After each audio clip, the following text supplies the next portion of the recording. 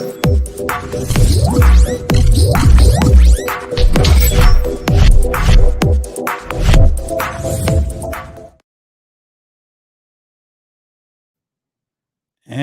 we are live officially. Are you everywhere. Serious? We're live? From the keyboard to the boardroom.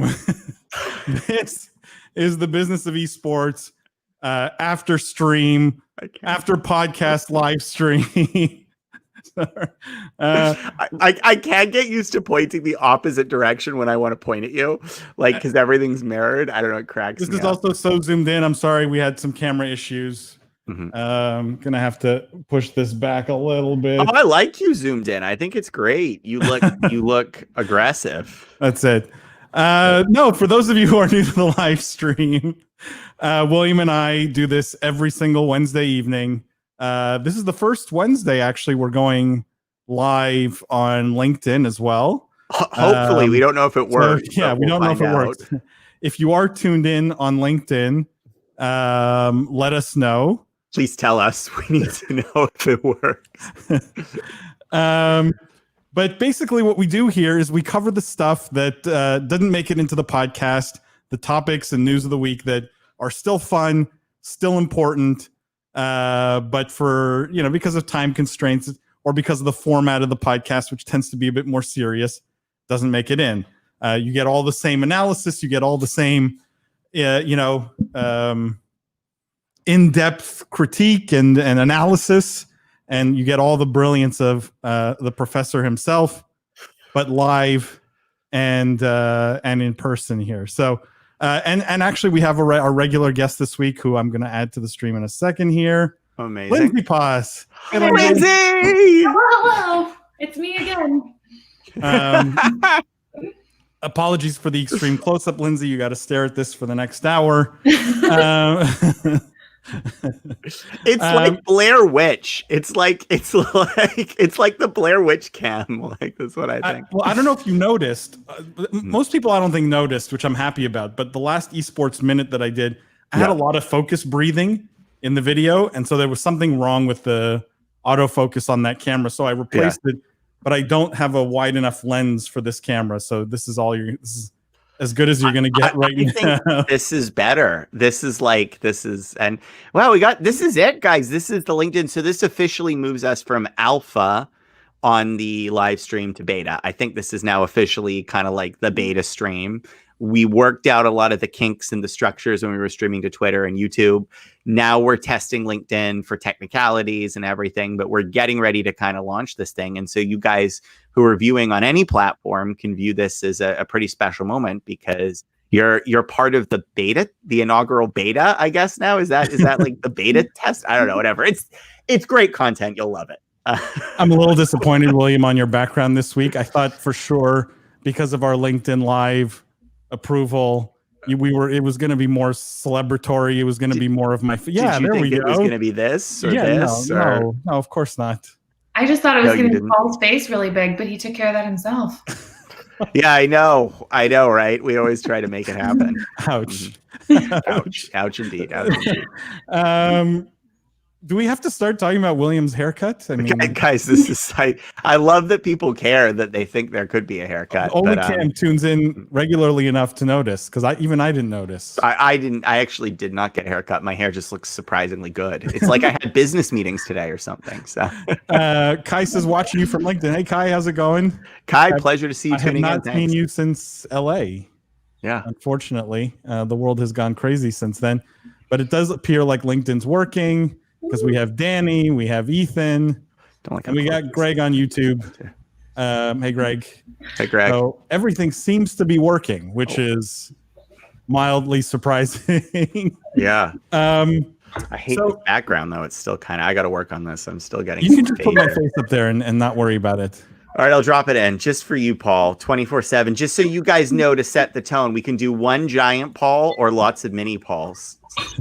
Option 2. Option mini Pauls, and it says human perfection. I don't know if you guys can see that, but it's pretty accurate. It's pretty accurate. Perfect. No, let's start with a little tease, like we usually do, of what we covered on the podcast this week.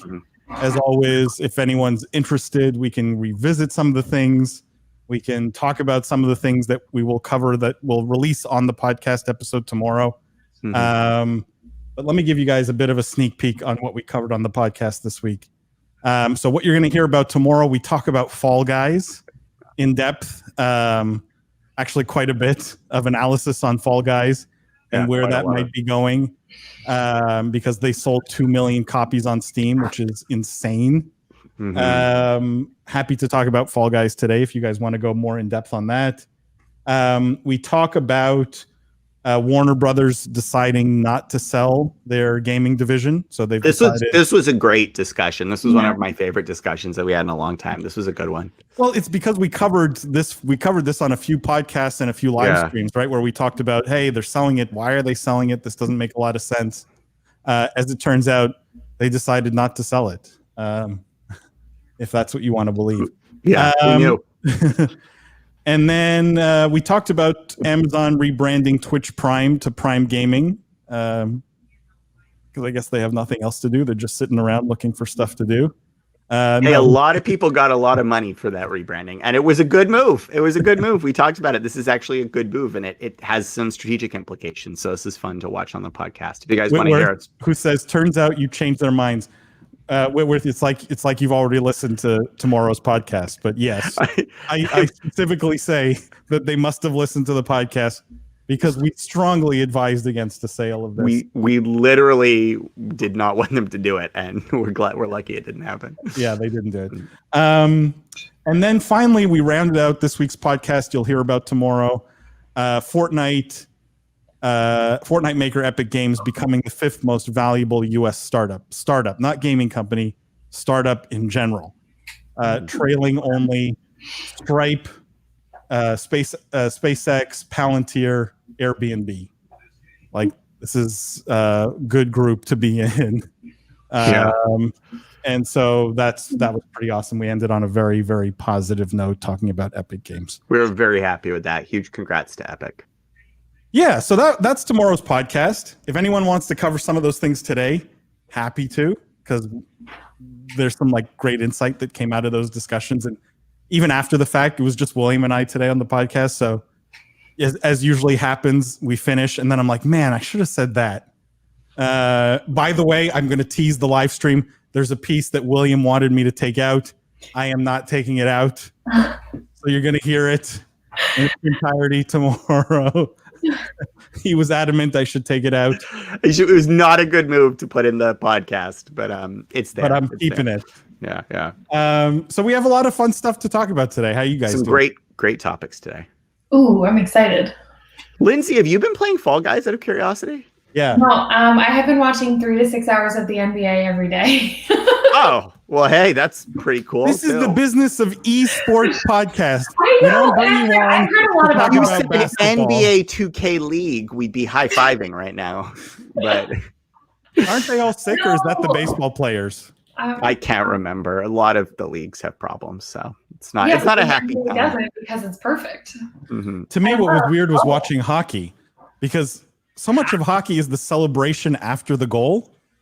And it's like with no one in the stands, the guy can jump on the boards and he's high five. Who's he high fiving? I mean, it's like, it feels weird with no audience. Well, the point is.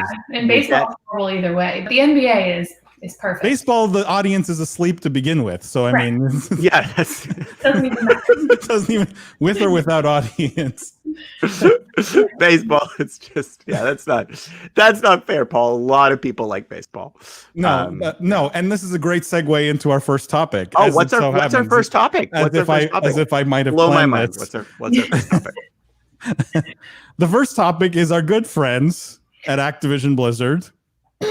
And this is an article from Forbes.com. Activision Blizzard names MLB Deputy Commissioner its president of sports entertainment, entertainment, not sports entertainment. I don't think they're going into the wrestling business. No. But Activision Blizzard made a big summer splash Monday, hiring Major League Baseball Deputy Commissioner and COO Tony Petitti as its president of sports and entertainment effective August 17th. He'll oversee esports, consumer products, film and television, and will report directly to my good and dear friend Bobby Kotick. And Bobby, if you're listening, hello, let us know.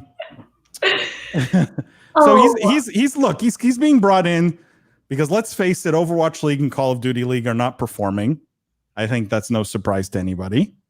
And at least I've heard rumblings internally that the guy there now, who I can't remember his name, you probably remember, William, has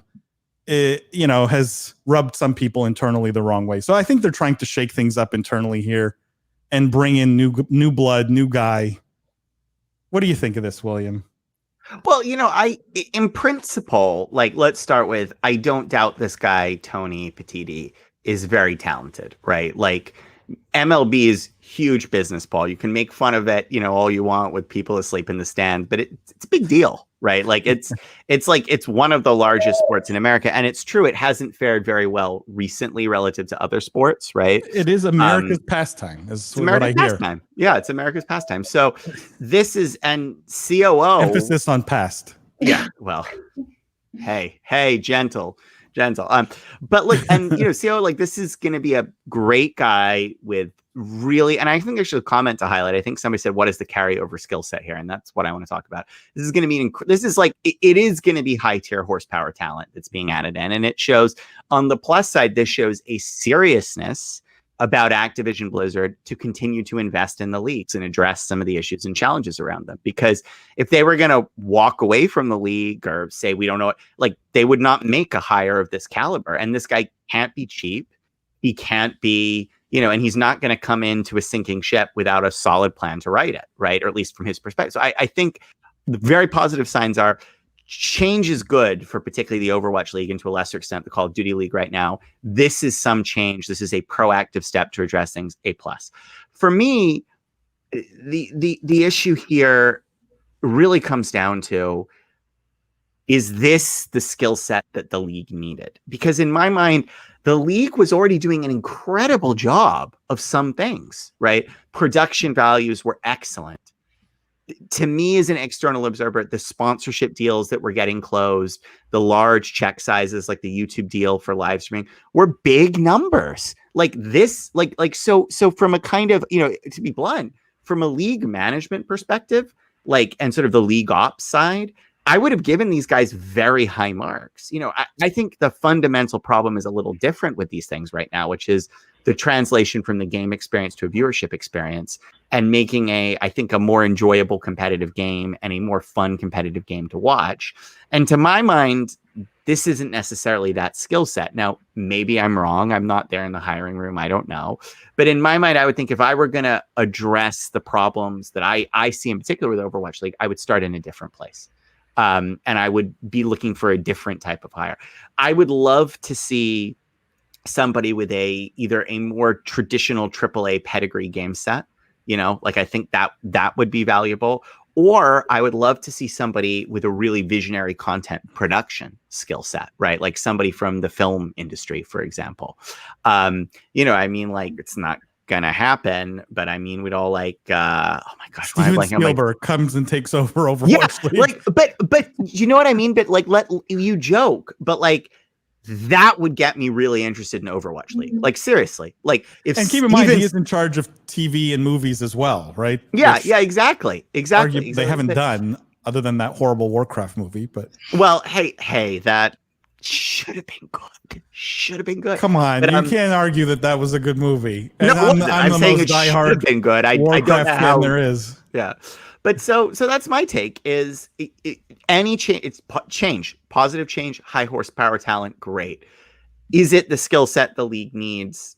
TBD. But for me, I don't think the problem is putting more sports expertise and sort of league up stuff.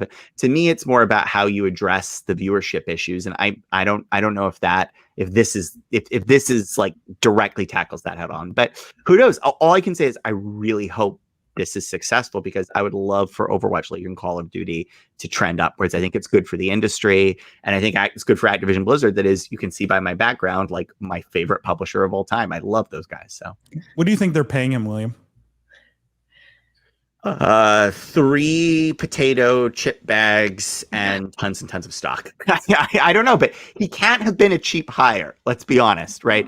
This wasn't, let's give you, a retirement package. And again, that speaks to their commitment to the league, I think, right? Like their commitment to making this work, which is, I think, is the most important thing here. Is everybody knew at some point with Overwatch and Call of Duty League, like there would be bumps along the road, right? I don't think anybody signed up thinking it was going to be a perfect straight shot to the top. I think there have been more bumps than people thought. But at least this is, like I said, this is a step to addressing those bumps. This is good. This is acknowledging that there are some things that need to be addressed, and here's some leadership coming in to address it.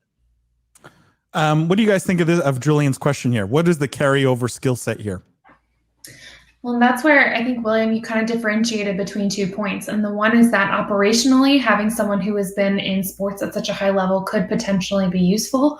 But when it comes to the entertainment side, the MLB has the exact same problems that Al has right now. Its engagement is so low. The MLB specifically only has audiences that are way older. Actually, there's a lot of suggestions that say people 21 to 30 tune into baseball as much as they're tuning into esports already. So there's not a problem in retaining the audiences that you want in esports. And unless you're trying to bring over older viewers, which I don't know why that would be a goal of Activision Blizzard right now. And I'm talking older, like 50s and up, who are very interested in baseball. I don't know what on the entertainment side would be a transferable skill set. So this is a little bit puzzling to me, because the same problems that Overwatch League is struggling with are the problems that baseball is struggling with massively. That is a great point, Lindsay. Like I hadn't thought about that, but like many of the issues baseball faces are the same issues. That's really smart. I really like that. Yes. Are you guys surprised by this move? Yes or no? No. Is it the move you expected Activision Blizzard to make? Because there's been pressure to do something, right? We know that. We know the owners aren't happy. The leagues aren't performing up to expectations. They had to do something. Was this the something you expected? Yes, because I think when things are really uncertain, you turn to certainty. And I think that the people who are investing in Overwatch League see things like professional sports as a certain model that will work. I don't think that's true. I think that they need to take a completely different approach than professional sports and be much more creative and innovative. And frankly, I think baseball needs to do that too. But when you are working with a crowd of investors who aren't as connected to the space, I think it's very easy to say, oh, well, this person who is very high up in a professional sports league, that would make me feel comfortable with them coming in and taking over. It is very true. In a way, I think this confirms some of the thinking that I think is a little bit problematic around Overwatch League, which is we just need to make this look more like existing professional sports leagues. Exactly. Because that, and to be fair, some of that is true. It communicates stability, it communicates permanence, it communicates big valuations, right? And also a lot of the people invest in Overwatch League, that's the model they want, right? They want a bolt on to their football team, their basketball team there, right? There. So but I agree with you. I think if there's one thing esports is teaching us, it is the direct transition of sports models to esports just do not quite work, both because of how young the ecosystem is. There's just some inherent elements of the ecosystem just haven't stabilized in the same way sports has, but also just because of some of the properties of games, like the pace of innovation and change, or the room for digital connectivity and the importance of globalization out of the gate. And I think those are and the thing is, like, there is also a focus, I think, too, in this, that people are saying American sports leagues, right? Because there is a very specific model of sports leagues that's being employed here. It's the football base. And there are actually, this is something I really discovered when I was researching the book. There are a lot of different models of sports leagues we don't talk about that are very interesting and maybe better fits, right? I actually think, and this is a total aside, but in sort of stuff I've looked at, the model of how cricket handles franchising. I knew you were going to bring up cricket. I was the cricket model. Some way more cricket model. Card. Yeah. So the obscure tribe of whatever plays this game. Yeah. A couple people I talked to made a huge impression on me about the validity and the power of the cricket model. So leave me alone on cricket. Like, that there's real intellectual horsepower in the structuring of cricket. But the point is, it's also like it's this thing. It's not just traditional sports; it's the American sports model, which is only one of the possible sports models globally. So I do think that is a little bit of I would have loved to have seen at least a broadening of what it could be in terms of traditional sports management. Again, I think the biggest thing that could have been added here is content. Like I want to see the content problem made more compelling and addressed. And there are cool things. Like there are great people around Overwatch, great teams, great social. Like I want to see that leverage. And I think the teams probably want to leverage it. It just hasn't been leveraged that way to date. So I like, to me, this was just so expected. It couldn't have been any more predictable. Like, I don't know how many times I need to say this. This is like such a typical big company Bobby Kotick move. I think this goes down, and I'll make the analogy because we love analogies here on the Business of Esports. This goes down as the Apple John Scully moment for Overwatch League. Okay. I actually don't know what that is. Can you tell me? Like, I literally don't know. Well, Apple was run by Steve Jobs, right? From the that's beginning, right. for many That's years. right. Okay. Yeah. And the business wasn't doing that well. And so the board decided we need a guy who, we need the more stable guy. We need the blue chip guy. So they got the guy who did marketing at Pepsi, right? It came up with a lot of the taste test and all the, some of the big marketing initiatives. Pepsi did historically have some great marketing. Anyway, so they bring in John Scully, right? But it wasn't a fit, right? He's a consumer goods guy. He's a beverage guy. What did he know about selling computers, right? And it feels like this moment where it's like, this is clearly not a fit. Overwatch League did not need more baseball DNA, right? We don't need another reason to not tune in. We don't need another reason to fall asleep. Like this, what this feels like to me? So other than this John Scully moment, I'm Bobby Kotick. I have billionaire owners not too happy with me. How do I appease them? How do I shut them up? That's true. You've already cashed your franchise check. Like, let me go hire the $10 million. Like, I'm guarantee his package is 10 million plus, right? And let me go hire the really expensive guy, blue chip guy, MLB, big names. I'm sure he's Harvard. Like, I don't know, but I'm guessing, right? Like, he's got all Harvard the big brands. Everything, Paul. Right? He's got all the big brands, and you go, if I'm Bobby, I've now covered my ass. Right? Because if things blow up, I brought the guy, right? I brought the guy. That's trwant true. Okay, Paul. But it's easy to criticize Bobby Kotick, but I'm going to defend Bobby Kotick because I'm actually coming around to anyway. I want. Here's my question. Okay, who do you hire? You have a $10 million package. You can go get a lot of people with that. Who's the guy you bring in?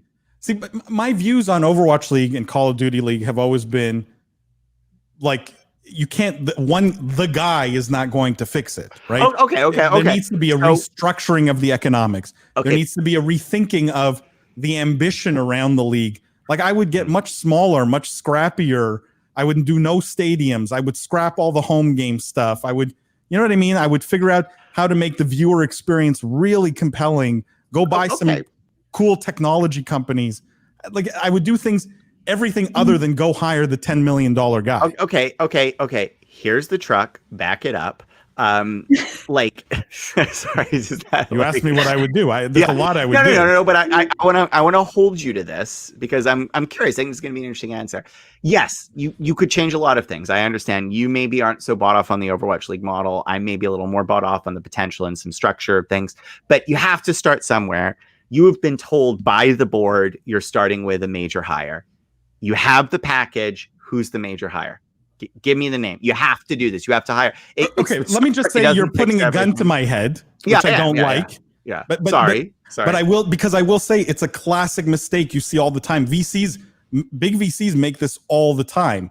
Like, even sophisticated investors make this same mistake all the time. They think the big expensive hire can fix the problems of their companies. It happens all the time, right? You've got a young founder who's a little all over the place, right?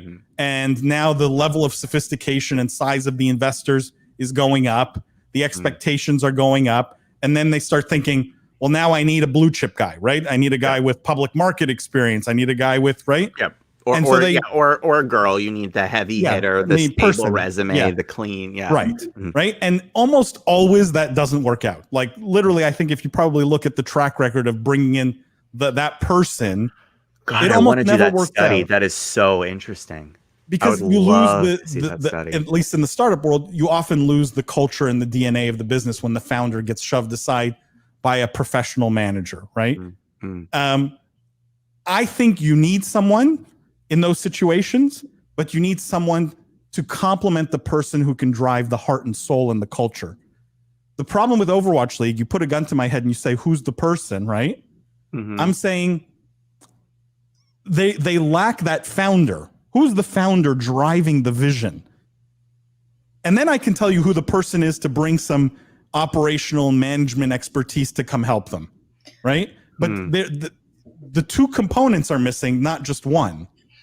That's what. So the first hire would be, let me bring in someone who straddles both worlds, tech, esports, and understands how to build a new vision for Overwatch League that might be compelling for the viewer, right? And if that person's a little young and a little green, that's okay, because I can put a 5 or 10 million guy beside them to help manage the nuts and bolts of the business. That's fair. You can always put the executional leader alongside the kind of bold plan leader to stabilize the ship. So there is, quote unquote, I hate this expression in business because it's been used against me a couple times, but like the adult in there. You can get the kind of or the gray hair or the gray. I hate those things. I know. I think they're stupid and I think they're borderline offensive, but I know what you mean. You get that person who can come in and say, well, all right, I'll rein them in a little bit. I'll make sure we have that ops marketing calendar teed up, and you do need that person in business. It's a very important person. Eventually,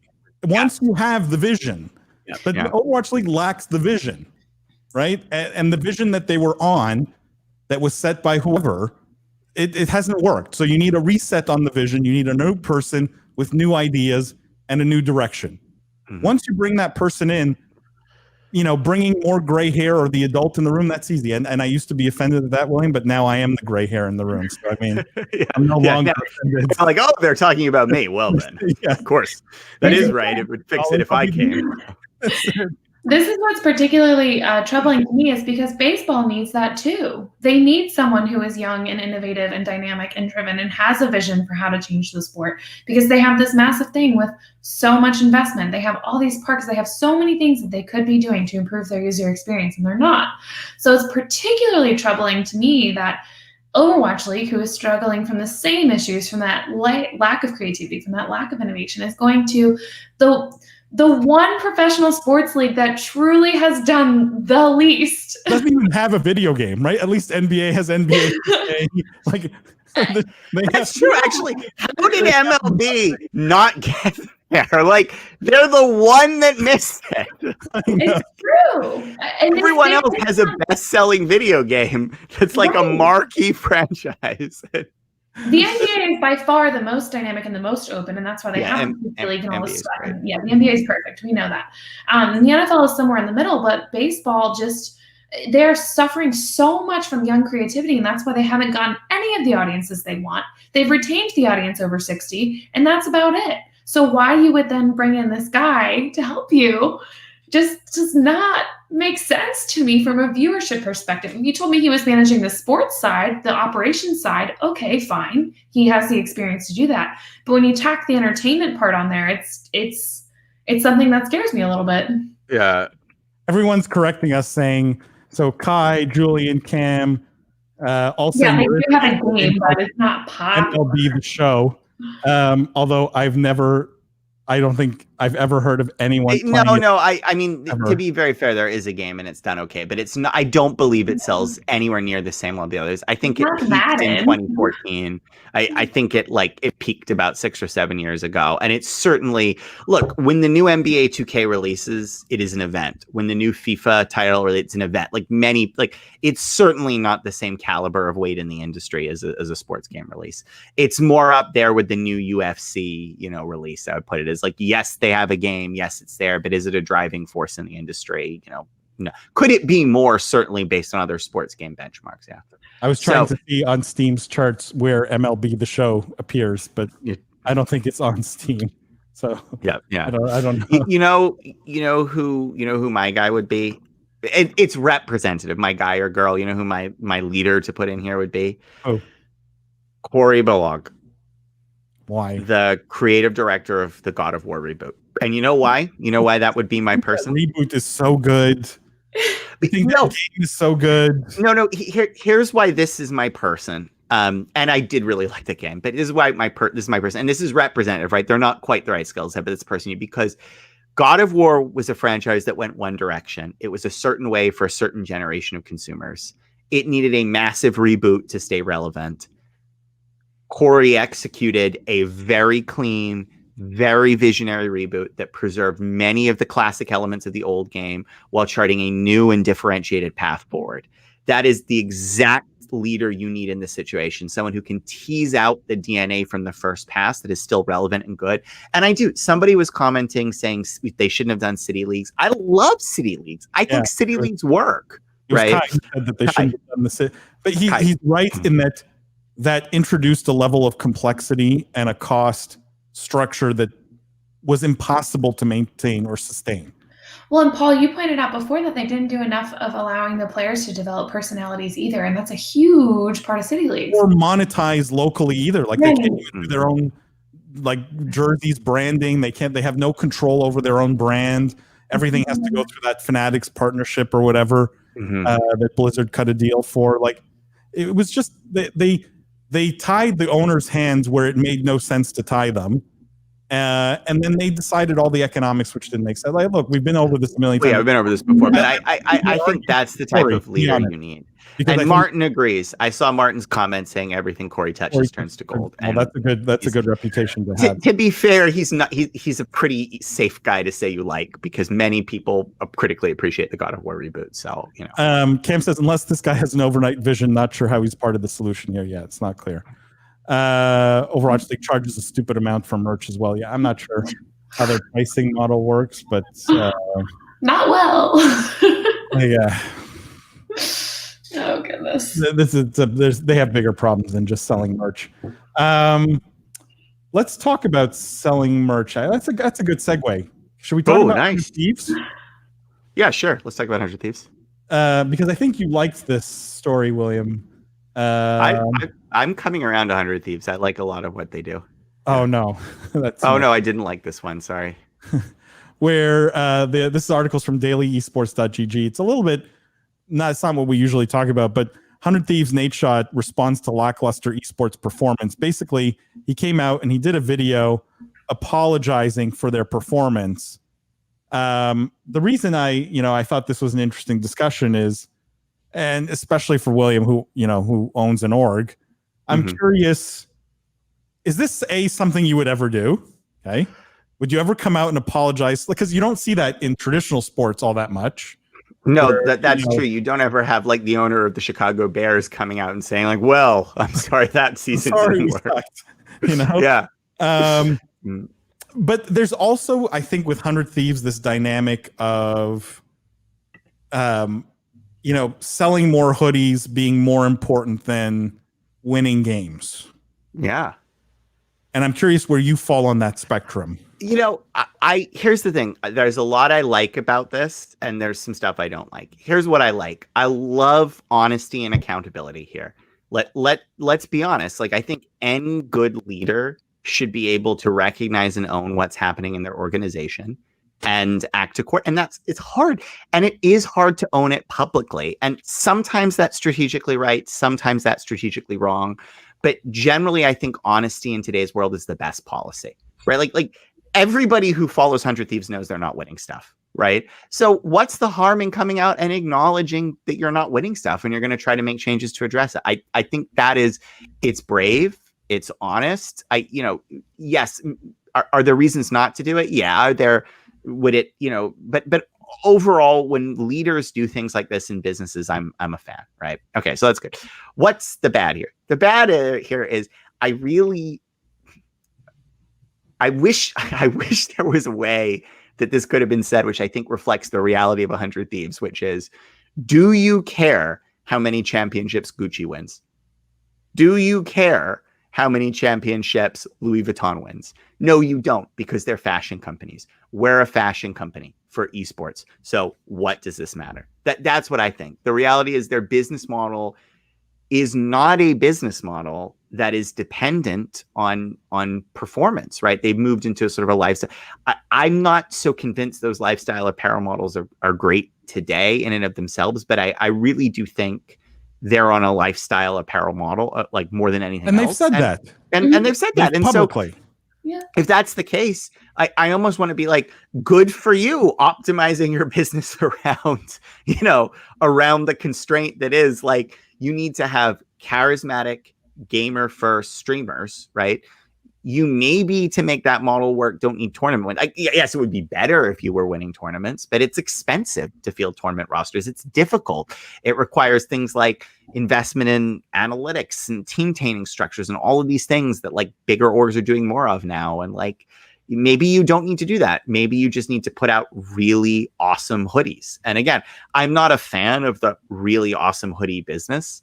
I don't think that's a great category to be in. I think there's larger things to win in esports than the hoodie wars. But I do think that is the path they're on. And I think partly that's how they've ended up with the performance they have, because they're focusing on the elements of business that are working for them. And to that extent, I'm sort of like, good for you guys. Like you're spending the money and investing where it makes sense. But then why make this apology video? That's what was weird to me, right? If I'm Nadeshot, and I'm not saying I would actually do this, but right, yeah, I would kind of wish he had the balls to do this, which is come out and make a video that says, look, we've won nothing, but we're still selling out every time we put a hoodie up for sale. Yeah. Right? Proving we're the esports lifestyle brand. There you go, investors. Thank you very much. Yeah. Yeah. Well, I mean, unless and I don't know, why are they half pregnant now? Well, because what I truly suspect is I think Nadeshot is a gamer coming from a gaming background, right? And I think he wants to win and put together a team to win. And I think probably around him, the business has moved to be a different sort of business. And I think he's a little bit of, this is total speculation, I think he's a little bit on the legacy business model, because I don't think 100 Thieves launched with a plan to be pure lifestyle. I think they launched to be competitive and all these other things. And I think he's still on that model. And partly, I think when you see CEOs do this or leaders do this in a business, it is sometimes reflective of internal conflict. It's sometimes reflective of pushing a hand to nudge the organization in a certain direction to say, look, see, we said this publicly, see how people reacted. It needed to. And I wouldn't be surprised if that was part of it. If maybe he's not a little frustrated, he can't get the internal buy-off to make some of the investments that he feels need to be made on the competitive side. And so by apologizing and getting a fan reaction to that, that's similar, but that's very deep. That's very deep. I think it's simpler. I think he's a guy who was a gamer. He wants to win games. He's frustrated he's not. He's a big enough person to own it for his fans. Kai says, I love 100 Thieves, but they completely dropped the ball on the Valorant team. Except Hiko, the only former CSGO pro on the roster. Yeah, but like that, I think that kind of confirms what we're saying, which is it never seemed like they cared about winning games until all of a sudden. Right, like they were perfectly fine. Not winning, you know, if you follow them on social, like it's way more about what their next drop's going to be than how they're doing in tournament XYZ. Yeah, but that doesn't mean it's not at least a secondary priority that matters to some players. I mean, as William said, there's still going to be certain players that still care about winning, even if they're part of the lifestyle focused brand. And it would be better for your lifestyle brand to also win. Like everybody would like to also win, right? But I do think you have to really optimize for winning in today's market if that's what you're trying to do, right? I just think pick a strategy and go with it. Right. And either you want to be cool and you hire the coolest people and you don't care about winning games because cool sells hoodies, right? Or you say, we want to be the Chicago Bulls and winning games sells jerseys. Yeah. So we're going to field the best teams. But like, and there is a mismatch in the market. Work. There is a mismatch in the market today, viewers, just so we're clear, like the best streamers aren't necessarily the best players, but the best streamers are way better at moving hoodies. You know what I mean? Like, so it is, you do sort of have to pick to some extent, and every business does some of the other, right? I'm not saying, you know, a hardcore competitive team like TSM doesn't also sell a lot of hoodies, but it's different models that drive it and different structures that get you there. Yeah, this seems more like a murky indecision than it does seem like a clear strategy. But I think as time goes on, they'll probably emerge more in the life of things. Who knows? Plus, I like when leaders take responsibility and are honest, regardless of if I think it's always better to own what you're doing in the market. On the athletic side, also fans love to see, you know, strategically they love to see an honest athlete. So 100 Thieves needs some gray hair in the room, I think, guys. A little. Yeah, that's right. That's right. Yeah, I know how to fix. I know how to fix their competitive performance. I have a recipe. We'll go get the commissioner of hockey to come in, and we'll put a gray beard, you know, to stabilize team management. Actually, I probably do think they need some gray hair in the room. They could use a couple of Harvard MBAs. No, I think they have very good. Don't they have a very good investor set? I think they do. They have a very good investor set with some good investors who came from different industries, right? Like, isn't Scooter Braun an investor? And like, I can't remember. But I don't know. I hate strategies that aren't like, again, here's the decision, here's the path. We're going down this path. We have real conviction. This just feels like he's not sure. Yeah. And he's, you know, he has regrets. I'm not sure. 100 Thieves was on the right track with their COD team. Did he speak about it in the video? If he did, Cam, I'm not sure. I only listened to like the first 2 minutes, so I didn't get into the nitty gritty of everything he was apologizing for. Let's switch gears, guys. Do we want to talk? Do we want to stay on influencers, or do we want to talk more big company stuff? Oh, influencers, because I know what they're going to do. What do you think I'm here for? Yeah, Lindsay, tell us. Let's end with the kind of the silly stuff. Actually, this one is kind of deep, and I have a take on this one. Okay. So let's do it because I think we can get through it quick. But I have kind of a hot take on it that I think bring it. I think people need to hear here. Matrix it to me. This is from Esports. LCS looking to hire a manager to expand its academy and amateur scenes. NA seems ready to take the next step in its quest to catch up with other regions. So Riot Games looking to employ a manager who will flesh out the developmental ecosystem of NA League of Legends, LCS Commissioner Chris Greeley announced yesterday. So they're going to hire a head of, or the newly hired head of Scholastic and Amateur Esports in North America will have to make sweeping changes. William. No, I want your take. Like, I'm going to give you my take. Okay. Is this the nail in the coffin for Playverse? Is Playverse dead? And I'm the first one to see it here. Oh, did not think about that at all. Hello. Because that's ring their the entire doorbell, business, right? Come that on was their in. entire exclusivity.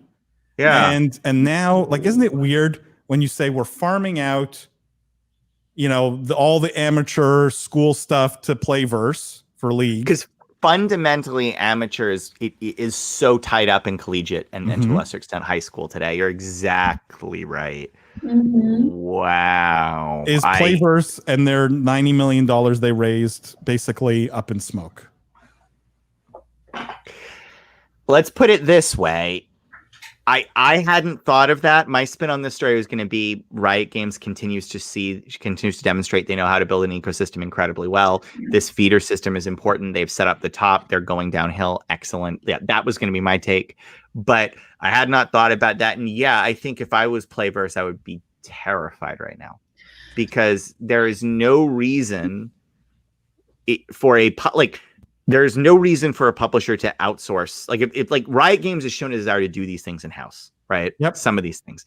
And previously, I think there had been a bright line about, okay, we'll do the pinnacle stuff because that's really where the branding is controlled on. But then we're going to farm it out. You know, we're going to get some regions that we're going to farm out. We're going to do some other, but this world's piece, that bright line has moved over the years. And this is a very big move. right? And this is a direct move into their territory. And you're right. The best thing Playverse has is league exclusivity. I would bet you right now that can't continue based on this news, because why would you be doing this if you had a partner that you were planning to continue to give high school and to a lesser extent collegiate exclusively to? And we've been hearing about nibbling at the edges, right? Valorant, they didn't want to go exclusive with Playverse. We heard that. Overwatch, they didn't go exclusive with Playverse. We know that. Like there's companies that have been unsatisfied with Playverse, Riot primarily. This seems like, again, I didn't see many people talking about this, but my hot take is Playverse, there's no chance they raise a higher round after news like this, right? Because I'm guessing they've been raising the big rounds on the back of exclusive, like in bold letters. Yeah. Because if I were them as that entrepreneur, my pitch would be, we are the only amateur league that's been proven to secure exclusive publisher relationships. And that is a scalable, replicable, defensible model. And as soon as you lose that, and worse, you lose the crown jewel, which is league, like, what do you? And also, to my knowledge, and maybe I'm wrong, they haven't added incremental exclusive relationships, have they? Zero. Because I don't think anyone wants to. Well, then everyone has kind of learned their lesson, including Riot. Let me make a counterpoint, though. Is what Riot looking to create? Is it the Barcelona Premier Soccer Academy, or is it youth soccer across America? Are they looking to farm in the top 1 to 5% of youth players, or are they looking to expand for all young players who are interested, no matter the skill level? Well, I suspect what Riot would say based on the wording of this is about the feeder system into the pro league, right? So this isn't college and high school and stuff like that. This is just, we want to get the best up and coming athletes who are ready, But the reality is today, esports athletes are already so young, right? And the feeder system in traditional sports is collegiate in many ways, and that is actually trying to be replicated quite well in esports today, because there is so much demand from student bodies for varsity sports on campus, and there's so much incremental advantages to schools launching it in terms of recruitment and other things. So fundamentally, these things are on a collision course, even if they're not there today. Like it's very difficult to talk about recruiting up and coming pro players without at least talking about the collegiate scene. And as soon as you're in the collegiate space, and high school, and as soon as you're in collegiate, like the slippery slope has started, because the elements you're going to build for collegiate are going to be replicated in high school. And so again, Playverse, like, is it a big problem for them today? No. But is this the sort of thing, if you had a partner that you were happy with in the high school, you would be turning to for this, if this were good news for Playverse, it would be LCS announces new exclusive relationship with Playverse to pipeline amateur talent from high schools. That would be the good news story for them. And that is not this here. Yeah, it would have been spun differently. Like this guy would be the go-between, between Playverse and But why would they limit themselves to just Playverse when they can have a pool of I don't know that this is fully. I don't know that I'm fully convinced that Riot isn't just going to handpick athletes from all kinds of different things and exist symbiotically with Playverse. I'm not. Either way, it's not exclusive if that's the case, though. Like, it's not exclusive, and the exclusivity if they're picking all players the early enough, then they're still encroaching on those high school and collegiate leagues, right? It's interesting. This is really right. But how much? I mean, it's not like every kid who's playing in high school today is going to become a professional. That's for sure. Well, it's likely that every kid who gets picked to this system is in high school, is in a high school of some sort or college, and look, I don't think it's good. I would bet good money Playverse sees a down round or big trouble ahead, and they've raised a ton of money. I'm struggling to articulate this, Paul, but I fully agree with you. I think that is so smart. Sometimes you say things that are just so smart. I think that is. I wish this was on the. Yes, I agree with you. I agree with you. Steven says, has Playverse let people down or upset the publishers in some respect? Look, I haven't dealt with them personally, so I only know what I hear. And especially when we were at PAX, William and I did a panel with a lot of educators and things like that, people from academic organizations like schools, high schools, colleges. And the feeling in the room was their product was extremely subpar. The support from the company was subpar. And that most of the schools who had touched Playverse wanted nothing to do with them. So yeah, I think and we had some of their competitors on the podcast, right? Like we had who was at Generation Esports, which runs High School Esports League and other stuff, and that CEO is very nice, and he was very tactful and didn't directly criticize Playverse, but in my mind, it was pretty clear that there felt to be credible opportunity in the space based on how Playverse had moved to mode up its operations, right? So yeah, and I think more broadly, Stephen, they raised $90 million.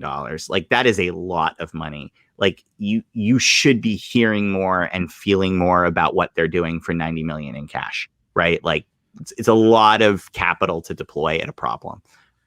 Quickly. Not only that, I mean, we've been hearing that there are cracks in this exclusivity armor. This is not like this article was interesting to me because we had been hearing rumors of Riot having discussions, for example, around Valorant, but non-exclusive with anybody. Like they just didn't want to go down that exclusive path anymore, which if Riot was super thrilled with the job Playverse was doing, right, it would probably be a no-brainer that they would throw them Valorant on an exclusive basis as well. But the fact that they're not, certainly their business model would want them to, right? Like, yeah. Okay, so let me reframe my question from earlier, because what I'm thinking more is, do you think Riot is opening up Barcelona's premier soccer school, or do you think that they're looking to move more into the recreational space at a lower level? I still don't understand if this more the Barcelona soccer school. What they see is they believe, like, this is all about how do you instill permanence? How do you make league last for as long as it can? And they see, okay, the pro scene is working well, great viewership numbers, check. What though do every professional sports league care about? They care about the development system. Baseball has the minor leagues, right? MLS has the minor leagues. I think they're called the minor leagues in basically every sport. But like that's really important, because part of what makes sports fun at the end of the day is great games from equally competitive teams. And that means a very rich talent development system that gets people ready for the spotlight and gets them trained up and demonstrate. So when they do show up into the big game, and by the way, as college basketball has shown us, it's oftentimes just a great way to get incremental content. Like college basketball is arguably more important than the NBA in many ways. Some people like it more, right? And it's, I know. I'm kidding. I'm just you can't understate the importance of college basketball. So it's another content opportunity too. So there's those two reasons to want to do it. Well, and so that's more my point. It's not that Playverse isn't losing, because Playverse is losing, and they're losing for all kinds of reasons because it's a bad business. But that there can be sort of these recreational leagues for the other 95% of players that are eventually going to do well. That's my question.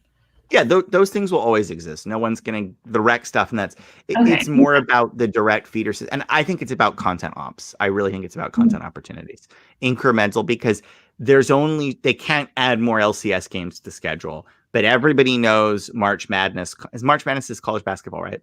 Yes. Yeah, March Madness complements the NBA. So, let's actually. I want to go through some of these questions. Julian says, "Isn't traditional feeders a byproduct of sports being physical, and players need to develop physically?" I think that's part of it, but I mean, feeder systems exist because you need to spot talent as well, right? Like, and you need a system to be able to spot talent, which is just as important in esports as it is in traditional sports. Stephen sort of brings up that counterpoint, which is it's a combination of both. As the wider the talent pool, the better chances they have of finding that unseen star. This is why it's dangerous for Playverse, right? Because if Riot wants to build a true feeder system and find the best talent to make NA as competitive a region as possible, they're going to have to dip into high schools and colleges. Steven says, I know there's room in the space. I've been saying this for a while, and for the right people step in and not need the exclusivity, work with the educators to give them what they want, and need software and support wise. Yeah. What I was going after.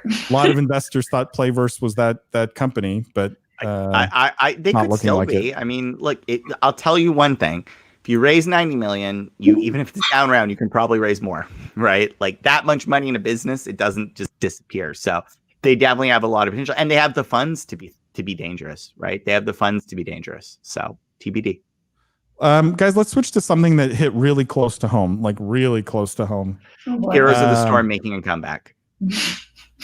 No, Ford Models launches esports division. I'm leaving. Oh. I'm done. Oh, is this your new dating pool? Finally. Yeah. Can put model on my resume. So this is a very short article talking about New York-based modeling agency Ford Models that announced it's launching a division dedicated to esports and gaming. It will represent talent within the gaming and esports industry, alongside working with leagues and stakeholders to assist in the promotion of esports. Names on the initial list of talent includes Cavs Legion, NBA 2K League player Timothy O'Leary and Solomo, and esports caster Paul Raby Santoro. Ford is known in the modeling world. Like Ford represents some of the biggest like supermodels in the world. You would think this is not a fit for esports, probably. And it's I don't. I think there can be. It's not about looks. I don't think this is not a play about physical beauty. I'm curious what you guys think of this. But what if they represented the game avatars, Paul? If they rep me, it's clearly about physical beauty. But how cool would that be? By the way, just huge props to that logo design for Ford Models. If you want to hire me to do logo design Ford Models, I will knock it out of the park for you every time. This is probably like $500,000 here. Yeah. Right here. I know. It came in a brand like book with like a lot of like mood boards and like feelings around the brand and yeah, and it's like a custom. What did they say? Custom kerning. That's like how you know your logo font was worth. It's custom kerning on those S's. So it takes like 7 seconds. Just legit though, and I'm so sorry to say this. 30 seconds, new Avenir left the line. Anyway. Here's my concern, William. If you get picked up by Ford Models before I do, I don't know if I will be able to ever survive that. Paul, one of us is definitely going to get picked up. You know what I mean? Like one of us is definitely going there. It's just a question of when and how and being ready for it. No, but seriously, Lindsay, explain this to me. Why would Ford Models get into esports? Listen, can you put up Trevor Williams' comment from LinkedIn? Because this is my thoughts exactly. Okay, so Trevor says, where's the overlap between Ford Models and esports? This looks like another bad activation that has no real substance. I have no idea what the overlap is. I don't understand this whatsoever. It's why launch a division based on this? Why not just say we're going to represent some clients in the esports industry and start there and see how it goes? I don't get it. Are you surprised because you think there's no because Ford Models again is like, if you look at who they represent, it's consistently people who are physically quite beautiful. Right. I don't know too much about this world, so I'm going to trust you there. Yeah. And maybe that's changing. I don't know, but historically, at least, that was my impression of their agency. Why make the jump to esports? I don't understand, because they had a very specific business model and modeling as an industry, I don't see a ton of overlap with esports. Like, a lot of models don't build personalities. There's not that influencer type side. I mean, they're walking in shows and doing advertisements, but you don't look at an advertisement with a model and immediately know their name. So there's not a lot of talent representation here that I can really understand. There's other than advertising partnerships or getting these people onto ads, I'm not exactly sure how it benefits the esports person. It's not like they're going to, be put into a professional tournament because they have a contract with Ford Models. So I don't understand from that aspect what it is. Can I tell you where I love this though? Where? I mean, it's great and funny. Because, no, I love this because, and I will say honestly, I'd rather be repped by Ford Models than by loaded.gg, who reps like Shroud and, all these big streamers and gamers. And I'll tell you why. Rather be repped by like an actor. I can't think of the big talent agency. Like CAA. Yeah, that's exactly. Wouldn't you rather be repped by CAA than Ford? Well, yes, but I would rather be repped by CAA than Loaded again, right? What I like about these more traditional agencies getting into the business is I think they bring clients that are completely non-endemic and that are new to the business, right? But I also also works with like, I don't know, like pick a brand that all luxury brands, but I don't right, like and luxury brands that may have nothing to do with esports today. If they can draw them in, right, that's a plus. Yeah, well, I also think the overlap is actually a very strong skill set as contrast to the Activision Blizzard story, right? Because here it is basically, my understanding is they want to take people who are conventionally good looking and give them a modeling career from esports. And that is a very good crossover for an agency that does this. Well, I don't think that's what they're saying they're doing. Oh, is that not what they're saying they're doing? I don't think there's any focus on physical beauty here. There's not. Oh, okay. That's why I'm puzzled because still though, talent management is talent management. If you can do one category, typically it's more about client handling and sponsorship. And I still see the trade-off. It's not talent management though. It is if they bring brands that want to touch esports, right? Like they're repping Gucci or whatever. Gucci's a bad example because they've already done something in esports. But I understand what you're saying. Prada. But pick a brand that's done nothing, like Prada, that's done nothing in esports, right? Hey, we can shoot a campaign with your supermodel, but we can also, do this activation with William the Professor Collis, where Are you saying you're going to get a deal from Louboutin now? Finally, after all these years, Paul's going to get a sneaker deal. Paul's going to get a sneaker deal. Yeah. No, but by the way, what I'm saying, like it potentially brings non-endemic brands into the space. That's a good thing. I hear you. And if I'm a talent in the space, like it's easy for me to go and get Logitech to sponsor me. Right? It's not that hard. Logitech knows all the influencers. They can reach all the influencers. But for me to go and get Prada, it's hard. It's hard. Right. Yeah. And then Prada doesn't trust me, but they may trust Ford. Mm-hmm. And we have seen the luxury fashion brands models as a favorite area of overlap. We have seen the luxury fashion brands. Like the Venn diagram of overlap, though, looks like this. If anyone from Ford Models is listening, I can't wait to put Rep by Ford Models on my LinkedIn profile. Okay.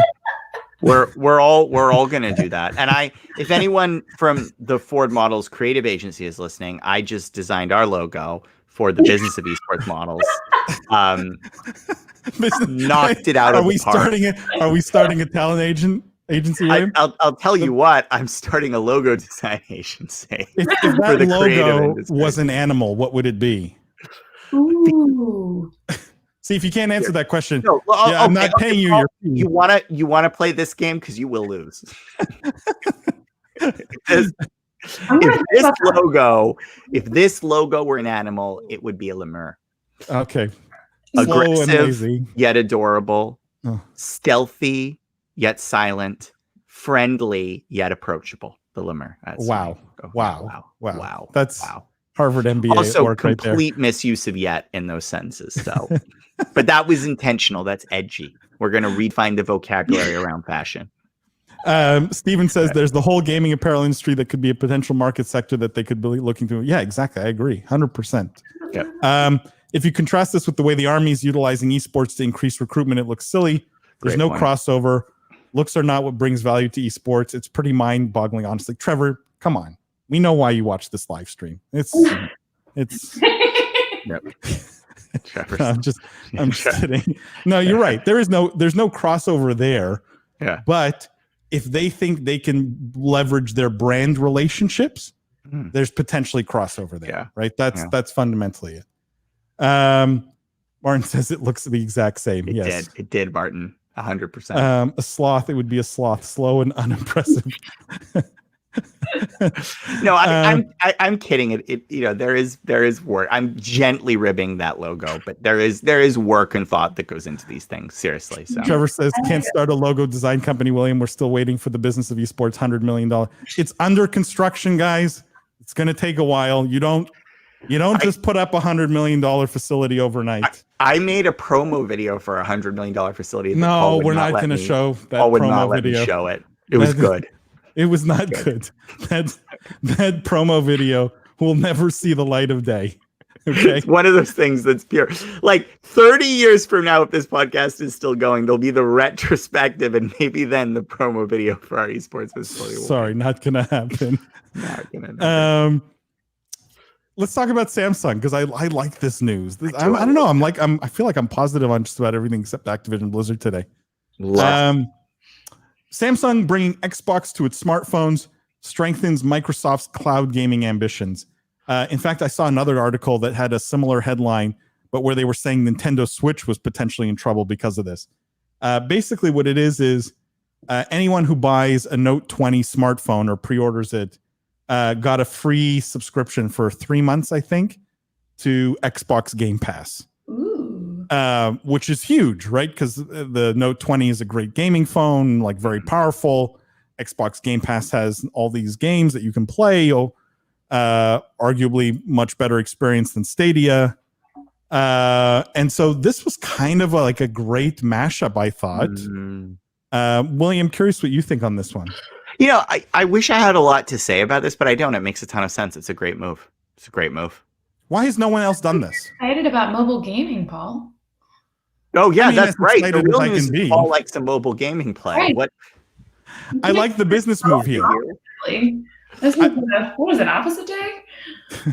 No, but this makes sense, right? As a business move, because, and I also think at the high end of the smartphone market, like it's getting tougher to justify the $1,000, $1,200, $1,300 prices for smartphones, like for flagship phones. You're going to need partnerships like this to drive, like to keep people buying them. Otherwise, I don't know why, like even I'm not replacing my phone every year anymore. Like why would you, if there's no impetus to do so? Gaming has proven on PC, it can drive hardware sales year after year. Yeah. Right. And I love the fact that now you have a flagship smartphone maker getting deep into bed with a game provider to help drive, I think, smartphone sales year after year, where you will need, hey, you want to play the latest and greatest on Xbox Game Pass, you're going to need bigger and better hardware. Yeah. All you need is the best on Samsung, and there's a contingent that moves every time. But the reason I also like this is because I know where that road eventually leads to. Where does it lead to, Paul? Take me on that road. PCs, you keep upsizing a phone, you keep making them more powerful. What do you get eventually? Right? A $1,300 gaming phone. You can buy a gaming notebook for that price these days. Well, anything that migrates people up the market here and up and brings gaming to more people is good. But yeah, I think this is just universally, there's just some news that is just good news. It makes sense. It's a good partnership. This is one of those that gets like the A+ in the book. I think this is going to do very well. I think both companies will be happy with it. I will suspect you'll see the partnership deepen. The end. But Microsoft's just being smarter in cloud gaming. Don't you guys find? Yes. Where there's no future of gaming event. They're just signing deals like this that I think cement their cloud gaming position, that it's going to be hard to displace them at some point. If they keep making smart moves like this, if there is a future for cloud gaming, I see bumpy roads ahead for anyone other than Microsoft, even at this early stage. Yeah.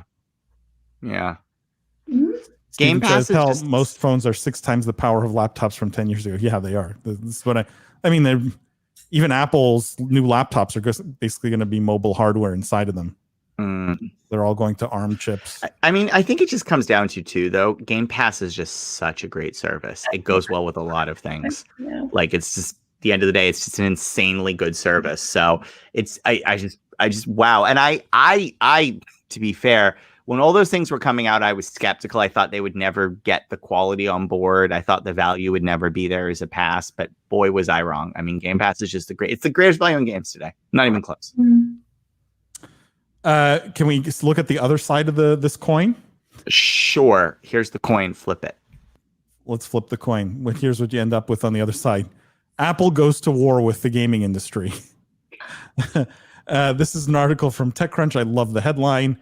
Basically, they made news because on a couple of occasions, they're denying apps on their app store. Most specifically, Microsoft's xCloud gaming app. So essentially to be able to play like games over the cloud through your Game Pass, whatever, on your Apple iPhone, Apple is preventing that, essentially. The other part of this story was the Facebook gaming app, which was finally approved on the App Store, but without the games. So they had to remove all the games. What? Great image there to make it visceral too. Great. Oh, God. So Apple, look, but Apple's position is obvious here, right? Which is if they're not going to get a cut of the game sales in some way, they're not welcome on the App Store. Defend the walled garden. Yep. It's very simple. Mm-hmm. But where's the end of this road, guys? I'm curious where you think this ends for Apple. You don't want me to answer that, Paul, because you won't be happy. Answer it. I'm curious. It's antitrust legislation. I'm sorry. It's like it. Oh, you think that's how this ends? I don't know if that's the right ending, but I think, and I don't really want to bring kind of politics and that type of regulatory stuff to this podcast, but I think actions like this with people who can lobby back this hard, it's a real risk, right? It's a real risk. And I think this is the exact definition in some books of, prevent. Now, to be very fair, there's a lot of counterpoints in Apple's favor that this is not, monopoly power. But in my mind, some of this looks like monopoly power, right? So it's not about monopoly power, it's about anti-competitive behavior. Yeah, but hold on, guys. Let me just, before you get into anti-competitive and monopoly and all this, we're throwing around big words. Yeah. Apple built iOS. Apple built all the iPhones. Apple built the App Store. This is not a public utility, right? That they're restricting access to.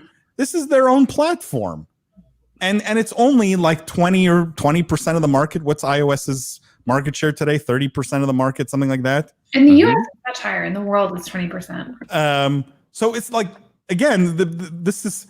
You say it's anti-competitive, but like they spent billions and billions and billions building out this ecosystem and this platform to reap the rewards now. And now you're saying, well, you can't. No, I'm not saying that at all. First of all, you jumped on my throat before I even explained myself. But no, so if you want this to end earlier, then yes, it's going to have to be through antitrust legislation. I think if you want this to end slowly, it has to come through market power forces and through people basically not buying iPhones anymore because they want to have access to Microsoft's cloud gaming service or whatever other cloud gaming service they prefer. So for Microsoft, pairing up with Samsung and offering that cloud gaming service, that's a push to change the market when it comes to gaming and the App Store. There's a lot of other things about Apple's App Store that are questionable, but that's for legal experts to figure out. William, if you want Apple's App Store to offer stuff from bigger companies before, 20, 30 years down the line, it would be through legislation. No, and I want to be very clear. I'm not making a point about if this should be regulated or not. I actually don't know. I haven't thought about it enough to have an informed opinion, and it's a pretty big opinion. And I know that I do believe there are reasonable arguments on both sides. I always go back to my economics class about bridges, and it's like the classic example. People have watched this before know I love bringing up cricket and bridges. It's like my two theoretical examples. But I think it's a risk playing with this because it is their right today to do this, right? But it's also clear to me that this is an unsustainable, like Facebook isn't going to let this go. Microsoft isn't going to let this go, right? They're going to find a way to get on those phones, or they're going to give so much competitive pushback through other ecosystems. Apple's going to have to let them in. And I don't know quite what that would look like, but my gut would be something like exclusive game features and partnerships or unlocks for people who share a subscription with a Pixel. or people who share a subscription with Samsung, right? But I don't know, Paul, where does this go? Take me down your road. Well, I put, while you guys were talking, a straw poll out. Yep. Asking people if they would ditch iOS if they couldn't play games on it other than Apple ones directly. Right? If basically the walled garden became so tight that they don't allow anything except direct games that are offered through the App Store. So I'm curious what everyone thinks. I'm more curious about what, like, look, in a perfect world, market forces fix this, right? In a perfect world, gamers rise up. They say, we're not buying iPhones anymore, right? We refuse to live in a closed ecosystem where we can't play the games that we want. And Apple says, no, please, gamers, we love you. We'll change our minds, right? Yep. I don't know if gamers have that kind of market power just yet. And there are so many benefits to the closed ecosystem for so many. Yeah, and I don't know if you care enough. Like my games are a tiny piece of what I use my phone for. I'm way more interested into my contacts port over, like there is several. I mean, it's not just gaming that Apple's struggling with. Like the fitness app. I mean, there's a million of these examples, but ClassPass just got pulled off the market because Apple is taking a 30% cut of the online classes they've been hosting since coronavirus. If Apple has a problem with its walled off garden, it won't be with just gamers. That will be a piece of the puzzle. As of right now, there's no issues with it, and they have 45% control of the market share, and everybody is perfectly happy bopping along with their iPhones and limited access to the App Store. So I think you're right. I don't think it will be gamers that I think gamers, if there is a wave that forces Apple to change, they will be part of the wave, but they won't be the entire part of it. It's going to have to be a lot more than just gaming, which, like I said, there's already some uprisings against other things. So who knows? Yep. So Steven says, could this go back to the Apple versus Microsoft of old? Are you going to see that kind of, because that was a similar rivalry, right? Yeah. Microsoft and Windows was a much more open ecosystem. And I mean, arguably both ended up winning. So I don't know what that says about the outcome here. That means iOS continues as a closed ecosystem and people live with it. And just the people if you want to play, else. if you want to play Xbox Game Pass, you go. Because there are people for whom the closed ecosystem is very effective because it's streamlined. It all works well. No problems, no headaches, right? So yeah. It's a Juke. Do you guys know the Juke phone? That one with like the giant buttons that you get your parents? Yeah. You know what I'm talking about? Okay. William, like I'm insane. It's like a phone specifically for people who are hard of seeing and who are really okay. Oh, okay. Got it. Okay. That's why the iPhones compared to every other phone. I will say our straw poll, even though it's a small sample size, 100% said they would ditch iOS if they couldn't play games on it anymore. So that's interesting. Whether that's enough people in general to make Apple hurt in some way, that's unclear. But the fact that it's not, the closed ecosystem is not so sticky for gamers that they wouldn't jump ship. Yeah. Maybe this closed ecosystem is not as sticky as Apple thinks it is. You know what I mean? Depends on the. I think it's pretty sticky. I think it's pretty sticky, and I think their bottom line, and I think Tim Cook's paycheck would justify that pretty heavily. Yeah, for a certain demographic, I think they are stickier though than others, though. Yeah, but that for my parents, it's much stickier than I think it is for my, my 5-year-old nephew. I don't use an iPhone because it's too restrictive. It drives me crazy. I got off iPhone the day I couldn't drag and drop files onto it to store, like use for external USB storage. That just bothered me so much. I was like, what? This has a hard drive. Why can't I just put this Word document on here? I just want to move it. Like, I don't know. Anyway. I carry both, so I don't have to make decisions. Maybe I would be just like you. Yeah. Okay, guys, let's we're getting towards the end here. Let's finish with a couple of fun things here. And this is influencers. Actually, I want to title this segment. Hold on. I want to call this. I think we should do this relatively regularly. We'll call this "Where Are They Now?"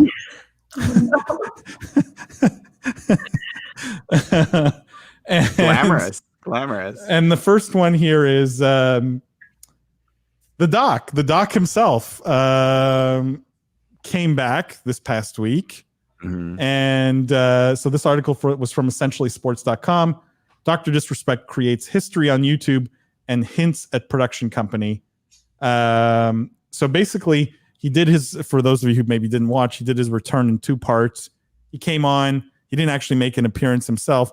On the Friday, he did a live stream where it was basically just him singing and then him making some jokes, like as a radio announcer style voice. And it was about an hour long. And at the end of that hour, he was like, well, see you on Monday. And there were like 500,000 people or 400,000 people, I think, who showed up and just watched this hour of him not showing up. And then when he launched on Monday, it launched to the full 400,000 or 500,000 viewers on YouTube. So huge comeback for the doc. What do you guys think about him going to YouTube?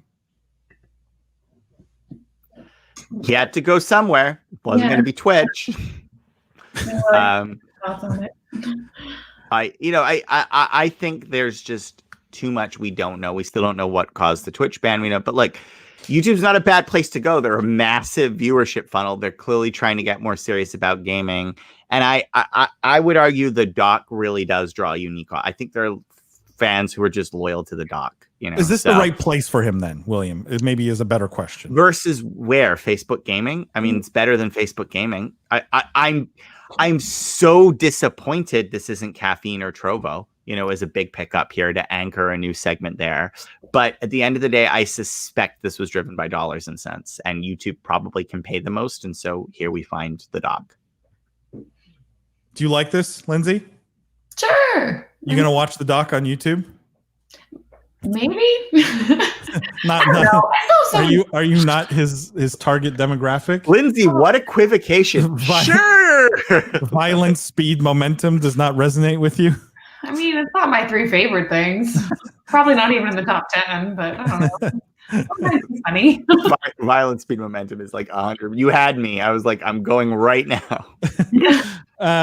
Well, so the other big sort of where are they now was Shroud, who returned to Twitch with an exclusive deal. So what wasn't clear at all with Dr. Disrespect is, was there a deal there? And William, I don't know if you saw anything different, or Lindsay, if you saw anything different, but I saw nothing about an exclusive deal with YouTube.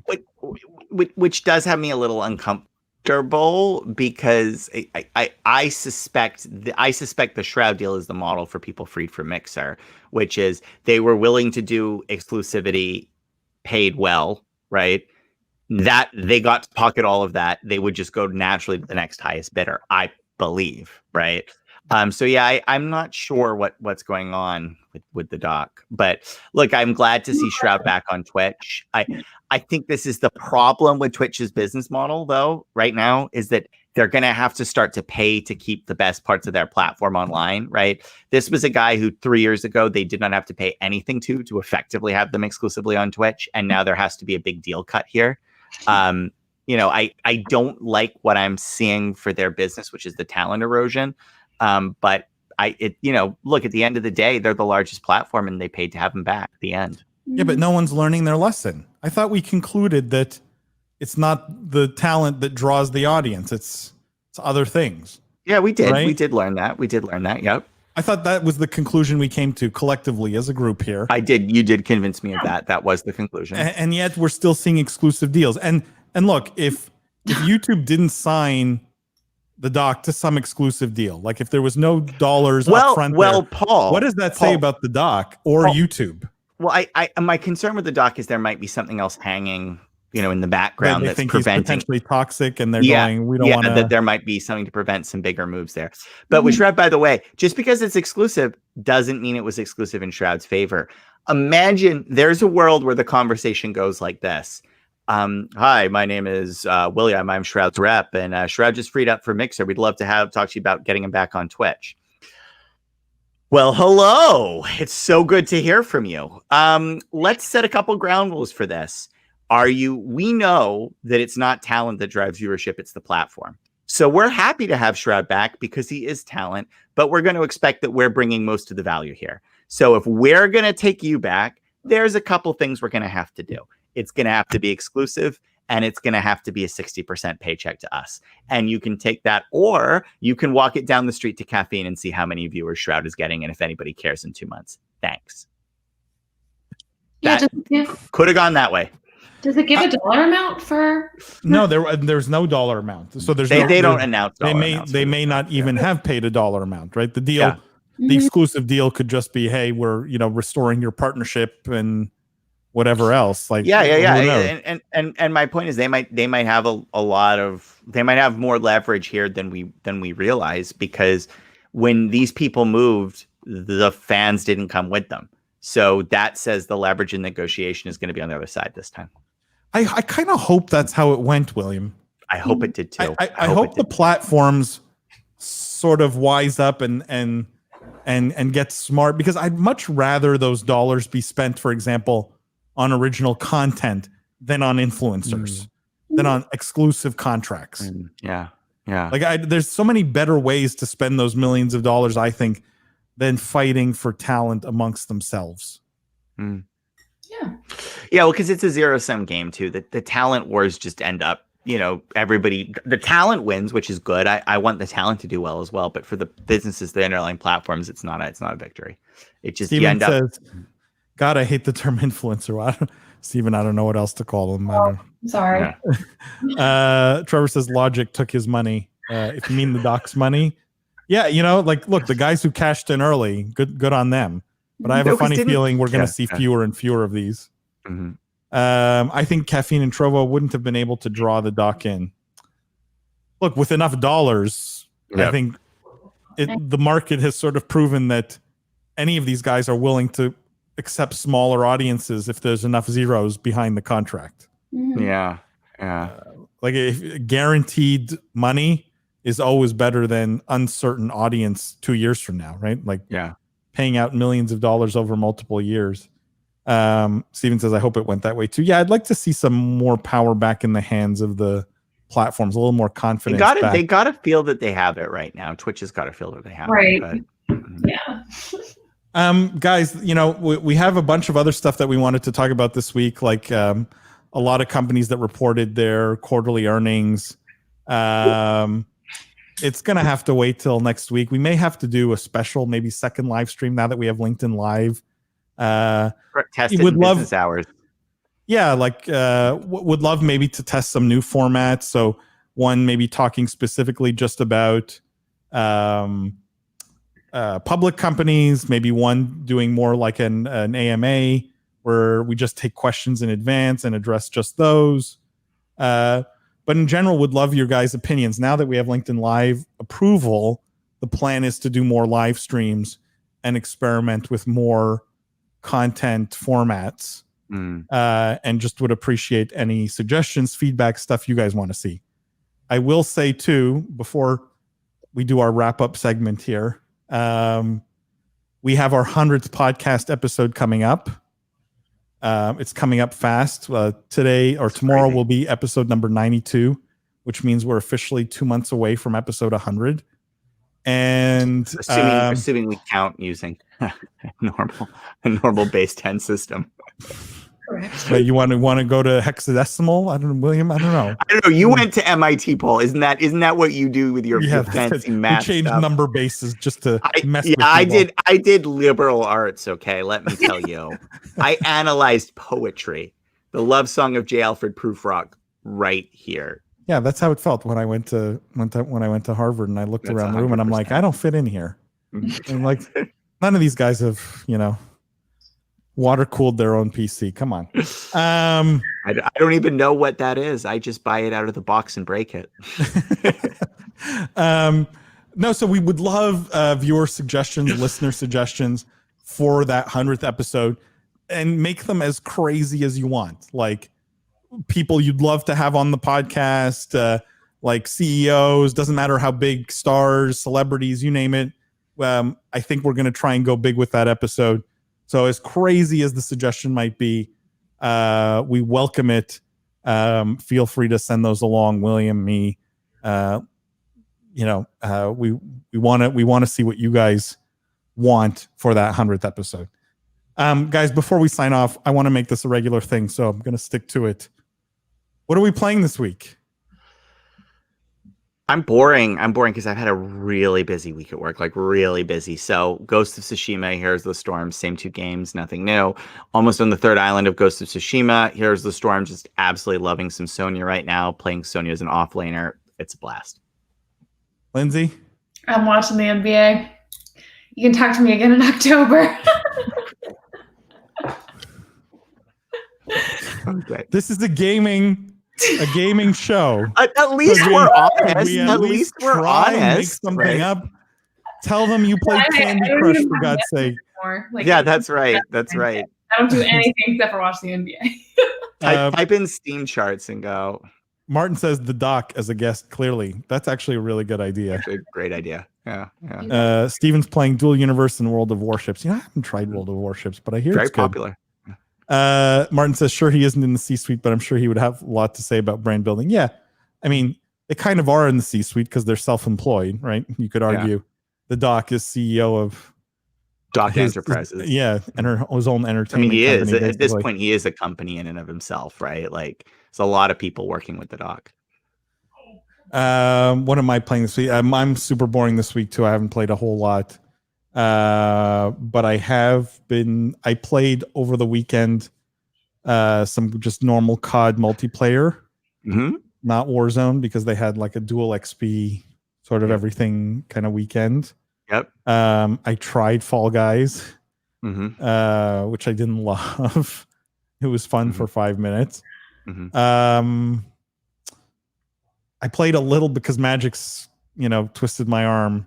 I played a little bit of Escape from Tarkov, and I still don't get that game. Like, I still don't get it. I'm not sure what people love about it. But that's about it. Not that much. Well, we were really bad this week. We got to work on this for next week. Except for Lindsay, who's just going to say NBA. I was watching NBA. Good for you. Who plays games? Yeah.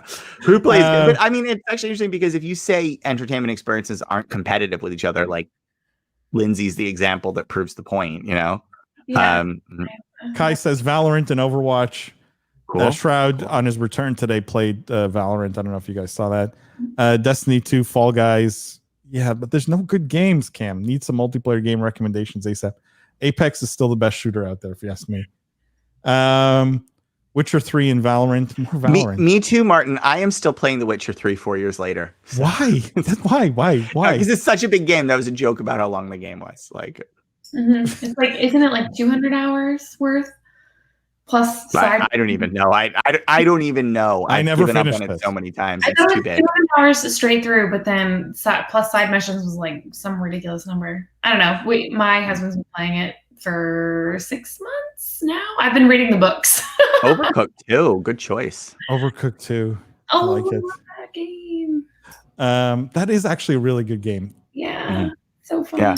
Steven says, if you want to try World of Warships, I can get you a referral link. We'll have to get a Business of Esports referral link or something, or a World of Warships sponsorship. That'd be even Business better. of Warships. That's what we should launch. I never bothered to play just it. transforms into armor ratings and shell arcs. It's like the whole time. We're just like, well, if you take a class 3 ship. Martin said he never bothered to play The Witcher. He's just late. So then he's excused. You should read the books. They're really good. I've done that. Oh, okay, Miss Source Material. Synthetic Diablo with guns. I don't even know what that I've heard is. Synthetic is good. I've heard Synthetic's really good. What is Diablo with guns? I mean, how do you not know what Diablo with guns? Tell you what, Paul, it's like Diablo Immortal, but not on a phone. So is it really a Diablo mod or something? It's a Diablo clone with guns. You shoot things as opposed to attack them. But I don't know if Diablo needed that. I played those variants. They're surprisingly fun. And heroes, obviously. That's not obvious, Julian. It's only obvious to William. Very obvious. Although I did say on the podcast today that heroes is my main right here, Sonya. There's like rumblings that they're going to have a new competitive scene. So I don't know if that gets you guys all that excited. I'm so excited. As soon as that happens, you've been practicing all this time. Right so I'm expecting. We have the roster. It's me. You know what? No one seems to be playing this week is Hyperscape. I noticed. Yeah. It's kind of like Hyperscape. the buzz died very fast, Mhm. like very, very fast, which is a little bit surprising. Cam says weekly request for the hot stream. Cam, it's gonna have to be you and William. I don't know. I'm not playing hots with William. We're gonna start I with don't a have the Fall Guys patience for live those stream. I games. think we're gonna do if we're gonna do any game first, it's gonna be something like Fall Guys or Rocket League, something that's a little more fun. We'll get there. That's in the cards. Well, the hot one this week was what's it called? Among Us. Did you guys see Among Us on Twitch? Yeah. It's this like, did you ever play as a kid the murderer game? It's like where you had to suss out. It's like Clue kind of thing. There's a Werewolf, murder that happened. Mafia, it goes by a bunch of different names. Yeah, right. Mhm. Where someone's a murderer and you have to suss them out, basically. So it's that basically. There's two imposters, and you play multiplayer online. It's fun to watch. The streamers going at it because they're mostly all just yelling at each other. But I don't know how good it is to play. I have not tried it. Anyways, on that note, that wraps up this week's live stream, guys. As always, Great time live stream. flies. Make sure to catch the podcast tomorrow. As always, drops Thursdays. It's a great episode. We talk about a lot of things, including Fall Guys. Make sure to pre-order William's book if you haven't yet, or not pre-order. Not order it pre-order. now. Order. Yeah, what am I Just saying? order. It's a great read. The reviews are starting to come in. They are amazing. And if you haven't yet, please tell your friends about the live stream. Like William and I and Lindsay love doing this. Like we love the interaction. And the more the merrier. If you know people who don't listen to the podcast, don't watch the live stream, we appreciate you telling them about it. That word of mouth means a lot to us. The 5-star ratings and reviews means a lot to us. All of that helps. On that note, guys, thank you, Lindsay, as always. Thank you, William. The background was better earlier, but nothing I can do about that. On that note, guys, we will see you all next week. Bye, everyone.